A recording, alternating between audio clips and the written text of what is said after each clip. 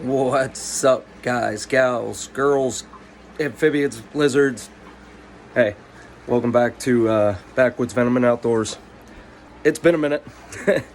Life's been a little crazy, so I just figured I've been working on some stuff here, working outside of here. I figured I'd give a little update on the project that I'm working on currently. Yeah, so we're gonna make a quick video.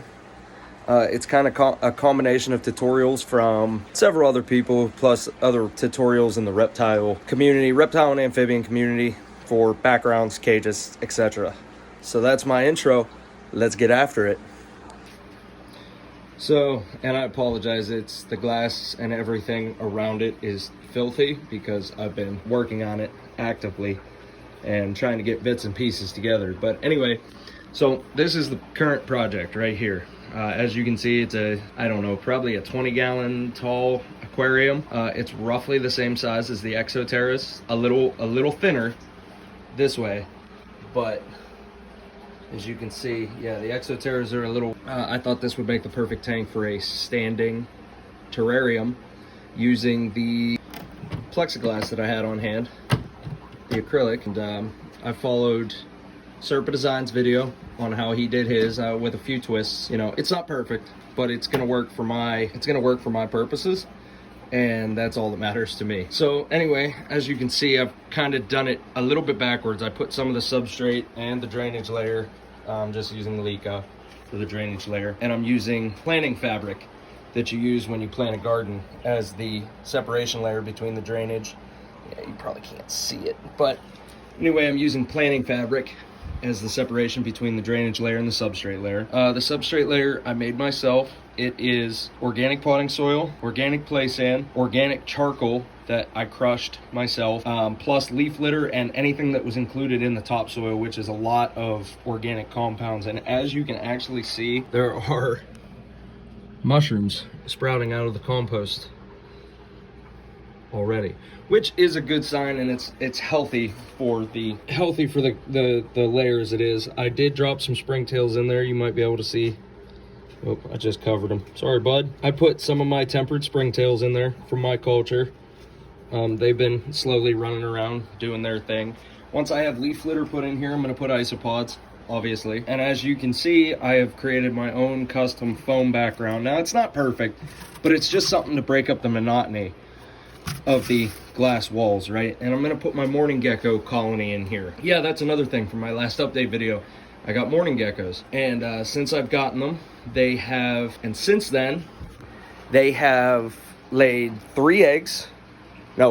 I'm sorry, they've laid 5 eggs, one of which hatched, another one's ready to hatch, another one has fallen off the glass. I kind of let nature take its own course, because if it fell off the glass, something clearly happened to it. And then one was actually consumed. I think I didn't have enough calcium in their diet at the time. I was kind of new to them, so I wasn't sure how much to give them. Ever since then, like I said, we've had 1 hatch, so I have a juvenile and 2 adult mourning geckos, and they are going to go in this enclosure here. I actually made a custom top for this. As you can, I don't know how well you can probably see, that's 2 pieces of plexiglass and a piece of window screening glued down on top of it. Initially, I was going to drill holes, and I thought, being an aquarium, usually the side panels aren't tempered. Turns out this entire thing must have been a terrarium, like marketed for reptiles. So the whole thing's tempered. Well, I didn't know that, and when I began drilling, I blew out the top panel. That gave me the ability to make my own custom panel with custom ventilation. This is a temporary light that's up there now. It's a full spectrum LED bar that I got in a set. This setup that I made here out of a planter, that's a grow light LED. And then I have a bunch of custom little light fittings that I'm gonna wire up my own fixtures for both a grow light, and then I'm going to put a UVB bulb on this side hanging above the window screen, in order to give these guys as much as I can of a full spectrum. I'm gonna make this a planted tank, clearly, and I would like it to be able to grow and thrive on its own without much intervention from me. So that's what we're gonna do there. I did add my Mist King system nozzle, the single nozzle here. Begin getting the soil saturated, get everything ready to kind of grow. The next step is I'm gonna glue the panels into the side.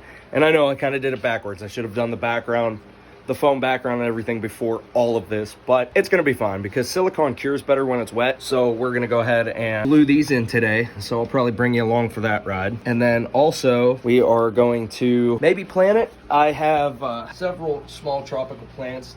Don't ask me the names, I have no idea. This one is a Diefenbach. I'm not 100% sure what that is, but anyway, I got these on sale because it's wintertime here in Pennsylvania, and a lot of the Walmarts and big box stores kind of sell off their tropical plants. So I got several of these. So these little guys are gonna grow inside this planted aquarium. I think I'm gonna take actually probably just this back one and try and grow it in there. And then over here, I'm attempting to get it to offshoot in some water and actually grow its own offshoot that I can put in here instead of a full, because that plant obviously is way too big for this setup that I have. So I'm going to see if I can get a leaf to sprout and then just use the sprout. And then as it grows bigger and bigger and outgrows the thing, I'll transplant it. But yeah, so anyway, going back to the design itself, if you guys watch Tanner on Serpa Design, which I'm sure a lot of you do if you're tuning into this, he shows how he converted his 10-gallon aquariums. And I followed a similar step. I did the drilled top panel for ventilation, but because I have mourning geckos going in here and I don't know if the juveniles are going to be able to fit through these holes that I drilled, I did glue window screen on the back of this. It won't affect anything, it'll just keep them from being able to escape. I did do a bit of a different design. The substrate dam is the same, siliconed in all the way around. And then the door itself, I did the same thing with him that he did in his tutorial with the hinges in the middle. However, what I did do is I added bolts through the back half of the actual frame of the tank itself in all four corners. And this is gonna seem tedious to you guys what I'm doing here, but this is going to prevent these corners from, because this is the acrylic's kind of thin. So what this is gonna prevent from happening is those corners pulling back. If I were to just latch it in the middle, the top middle of the door, those corners could, over time, with moisture, heat, expansion, contraction, etc., those corners could pull back. And with these being mourning geckos and them being notorious escape artists as it is, I'm going to avoid that completely. So what I did, if you guys want to do this and then follow my design, was I used a number 6 bolt, drilled pilot holes in all four corners, and then I ran the bolt through the back. And these bolts are stuck in the hole that I drilled was slightly smaller than the bolt, so I ran them through the screwdriver, being careful not to crack anything. I lined up the acrylic as well. I kind of rounded out the holes on the acrylic, so what'll happen is the bolts are tight in the frame of the tank, but they are not tight on the acrylic, so that door can open and close very easily. And as you can see, I didn't think about that in the first place, and I actually broke this corner down here when the door flung open on its own. This door actually dropped down, and when it did, that corner snapped off. It's all right, I fixed it. Either way, now I know I drilled the holes much bigger in the acrylic than I did in the frame, so the bolts, I'm sorry, are sturdy in the frame, but they slide onto the acrylic very easily. With that being said, they don't hold themselves. So what I had to do was I got these. And what this is a number 6. It's a number 6 cap nut. This will provide a much cleaner look on here. And like I said, this is going to probably be tedious for some people, and there's probably a much easier way to do this, but I found this with the materials that I had to be the easiest way. So then these cap nuts simply screw down onto the bolt itself, and they will bottom out, but that's okay, because once they bottom out, there's no gap here. They actually close the gap up. Now, they're not too tight that you can't undo it by hand, but there's no way that the animals are gonna be able to push those corners out and escape at that point. Again, I know, a little tedious for some, I'm sure, but I have no problem with that, as I won't be getting in here that often. Even if I do have to get in here fairly often for whatever reason, removing babies when I sell some or whatever, it takes about 30 seconds to do all four corners. It's not that big of a deal. In the same respect, we're good to go. There's no escapes. I don't have to worry. So 30 extra seconds to open the door versus coming in and finding mourning geckos running all over the place, I'll take it. So, but anyway, yeah, that's my build so far, guys. So Like I said, I'll set you all up on the tripod over here, and we are going to silicone the side panels in. Oh, I guess I could talk about the side panels. So these are simply black foam. I believe when I started it was probably close to 3/4 inch thick. I shaved it down in a lot of spots just so it didn't take up a huge amount of room in the tank itself, and these will fit. And like I said, this isn't going to be perfect, but this is going to be my breeding tank, so I just wanted to break up the monotony. It doesn't have to be a showpiece, right? But it's very simple. I carved up the foam with foam carving tools, like the hot knives, the hot kits that they sell on Amazon. I think they're like 20 bucks. You plug them in and they're basically soldering irons, and they get very hot, and then you can just carve right through the foam. So that's what I used here. I carved them, and then I hit the foam, the raw foam, with a heat gun to harden the foam and kind of get all the dull edges and stuff. And then I simply mixed up my own Drylok. I used base white Drylok, and then I used the Quikrete concrete tints. I believe I used terracotta, brown, earth brown, and then charcoal. I mixed those to end up with this, what in my mind kind of reminds me of the color of cocoa fiber. So that's kind of what I was going for, was a dark earthen tone that wouldn't be overpoweringly colorful, but it would break up the monotony of the glass. So anyway, I did 2 layers of Drylok on this, and as you can see, I mean, it's not perfect, right? But it does look like a rock wall. I like it. I think it came out great, and it's gonna break up the monotony. So I have these 2 walls done, the outside walls.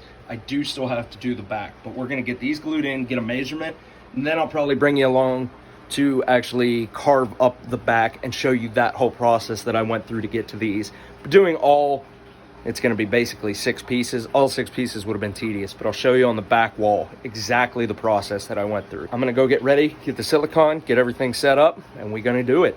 Yeah.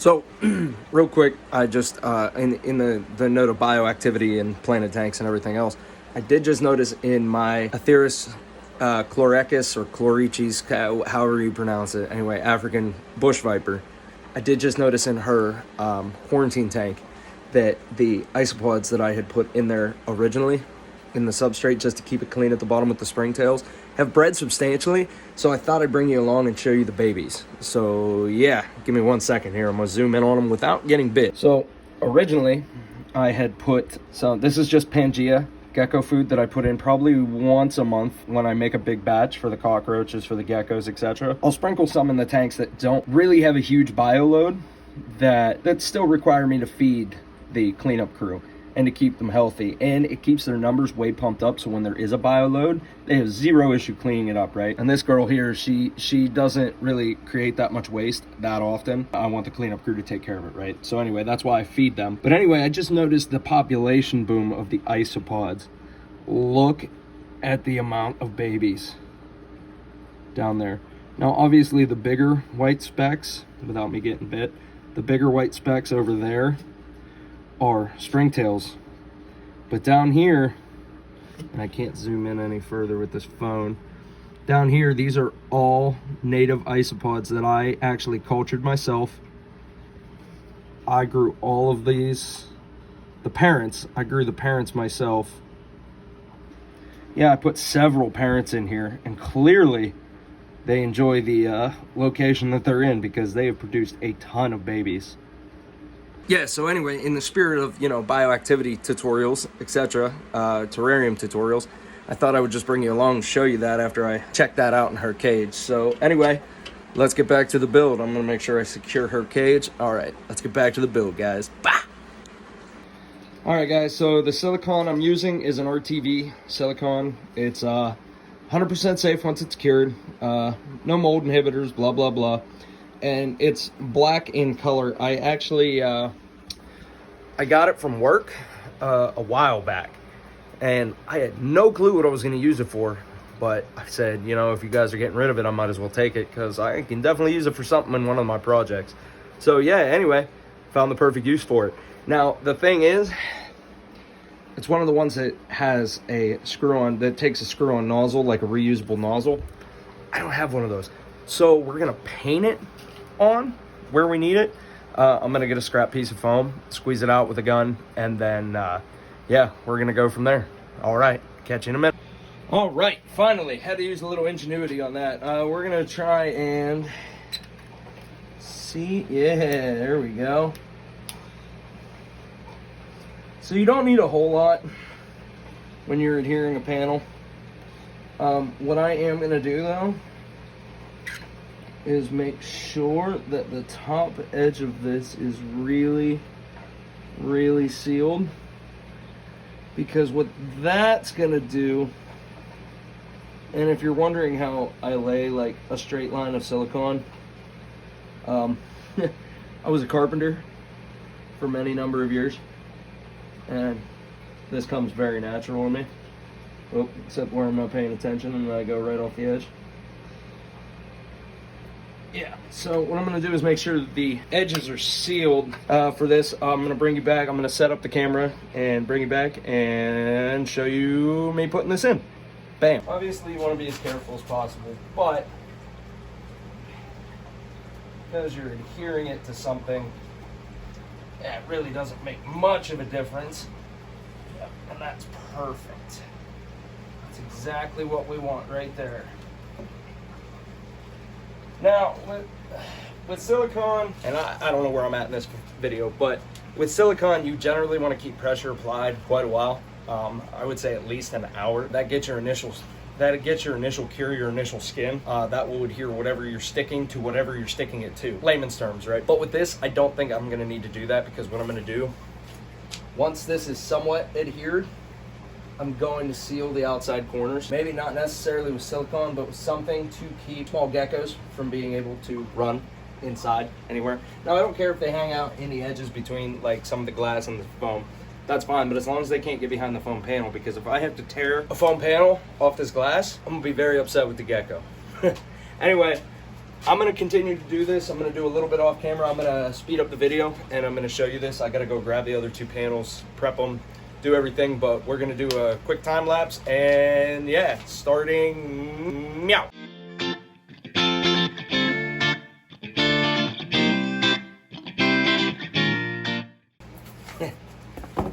First mistake, and I'm glad I caught it now. Put that panel in backwards. All right, let's try and fix that.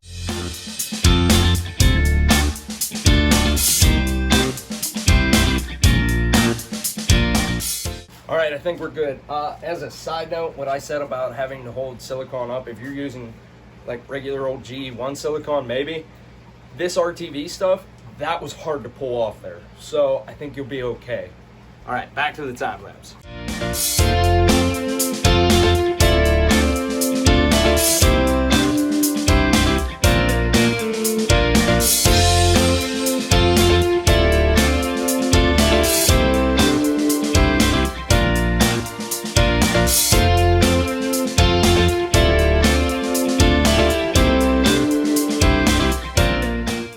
And again, guys, too, with these background panels that I made, I don't know if you can see it from there in the video, but I did make one full sheet initially, and the carvings matched up, all that.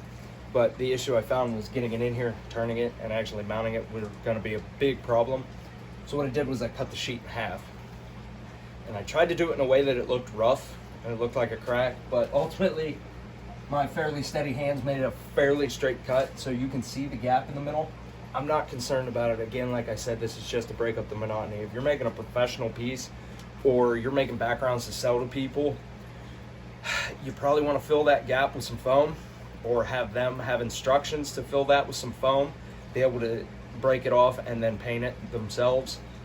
However you want to do it, but I'm just telling you that that gap is noticeable. If you can make it look like a crack and make the pieces fit together more jaggedly, make it look good, that's what I would do.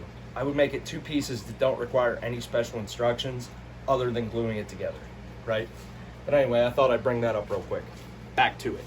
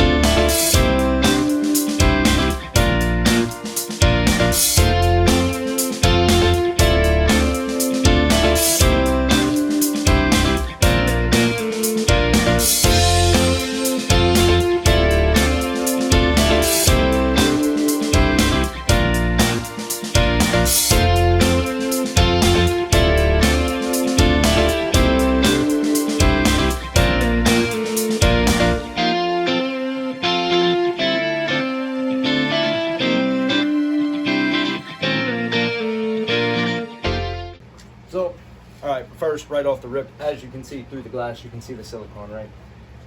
It's not the worst looking I've ever seen because I use black on black. So, should be okay. Super easy to fix that. Like I said, I really don't mind because I want the internals of the cage to look cool. So this doesn't bother me. But you can use that black window film. It's basically tint, but it's just black film that makes your glass not see-through anymore, right? It's super easy to apply. You can apply it at any point in the process. And all you have to do is wet down side of the enclosure, stick that to it, use any kind of plastic straight edge or anything, smooth out the air bubbles, and you're done. Clings right to it, seals itself up, you're done, good to go. Hides that. But again, I don't care.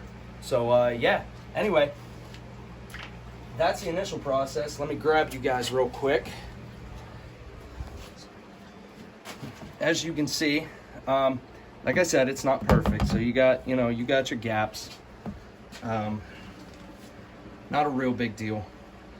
But what it's gonna do is break up the monotony of the tank. It's gonna look better on the inside. It's gonna be something for them, something more natural feeling for them to climb on, to grip, to hang on. They can clip, they can grip the glass. They have no issue with that whatsoever. But it's just, I think it's just a way better look, right? It's not as finished as most people would do it. I think it's gonna be better for the animals overall. So in the next video, what I'm gonna show you is my foam carving process. This was just a quick video on the setup, most of the setup. I'm gonna get measurements for the background, and I'm gonna show you guys how exactly I carved, melted, and prepared the foam in order to make those backgrounds that you saw. So yeah, as always, thank you guys for watching. The next video is going to include an updated animal tour as well, so stay tuned for that. And I really appreciate everything, and I appreciate you guys watching. And this is a really long intro, so I'm just going to say goodbye.